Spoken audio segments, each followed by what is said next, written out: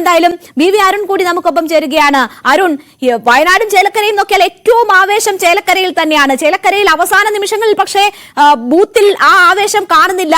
ഇപ്പോൾ അരുൺ എവിടെയാണുള്ളത്? വോട്ടിംഗ് സമയം അവസാനിക്കുകയാണ്. പഴയ ഏറ്റവും ഒടുവിൽ നടന്ന തെരഞ്ഞെടുപ്പിന്റെ പോളിംഗ് ശതമാനത്തിലേക്ക് കാര്യങ്ങൾ എത്തുമോ എന്ന് പോലും സംശയമുണ്ട് ഈ ഘട്ടത്തിൽ.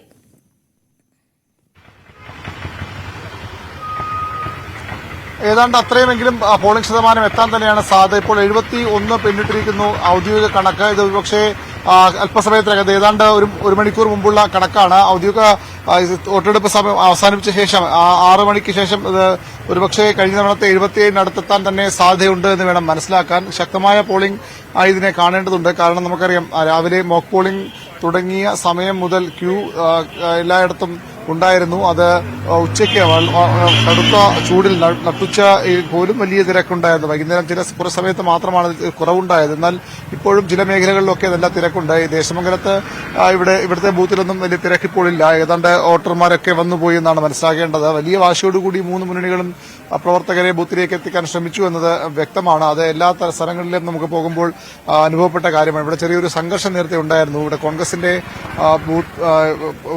ബൂത്തിന് പുറത്ത് പ്രവർത്തകർ ഇരിക്കുന്ന സ്ഥലം അവിടെ ഒന്ന് മാറണമെന്ന് ആവശ്യപ്പെട്ട് പോലീസ് ഇവിടെ എത്തിയതാണ് ചില നേരിയ സംഘർഷത്തിനിടയാക്കിയത്. പോലീസ് ഇവിടെയുണ്ട്. അത് പ്രവർത്തകർ പ്രതിരോധിച്ചു. 200 മീറ്റർ ഉള്ളിൽ ബൂത്തിന്റെ 200 മീറ്ററിനുള്ളിൽ 200 മീറ്റർ കഴിഞ്ഞാൽ ഇരിക്കാൻ പ്രവർത്തകർക്ക് ബൂത്ത് കെട്ടി അവിടെ ഇരിക്കാൻ കഴിയും. പക്ഷെ അതിനനുവദിച്ചില്ലെന്നാണ് പരാതി. നേരത്തെ ആറ്റൂരും സമാനമായ സംഭവം ഉണ്ടായിരുന്നു. ബിജെപിയുടെ പരാതിയെ തുടർന്ന് സിപിഎമ്മിന്റെയും കോൺഗ്രസിന്റെയും ബൂത്ത് പ്രവർത്തനം അവസാനിപ്പിക്കാൻ പോലീസ് നിർദ്ദേശം നൽകുകയും ഇവരുടെ പോസ്റ്ററുകൾ സ്ഥാനാർത്ഥിയുടെ പോസ്റ്ററും മറ്റും എടുത്ത് മാറ്റുകയും ചെയ്ത ഒരു സംഘർഷത്തിന് നേരത്തെ ഇടയാക്കിയിരുന്നു. സമാനമായ ഒരു സാഹചര്യം കോൺഗ്രസിലാണ് ഇവിടെ ഉണ്ടായത്. ഏതായാലും ഇതൊക്കെ മറികടന്നും വലിയ തരത്തിലുള്ള പോളിംഗിലേക്ക് കാര്യങ്ങൾ പോവുകയാണ്. 75% മുകളിൽ എന്തായാലും പോളിംഗ് ഉണ്ടാകും. 77.47 ആയിരുന്നു കഴിഞ്ഞ 2021 നിയമസഭാ തെരഞ്ഞെടുപ്പിലെ പോളിംഗ് ശതമാനം. അതിനോടടുത്ത് ഇത്തവണയും എത്തുന്നത് തന്നെയാണ് എന്തായാലും ചേലക്കരയെ സംബന്ധിച്ച് പേടിക്കേണ്ടതില്ല. 2021 അത്രയും പോളിംഗ് എങ്കിലും ഇത്തവണയും രേഖപ്പെടുത്തുമെന്നാണ് പറയുന്നത്. പക്ഷേ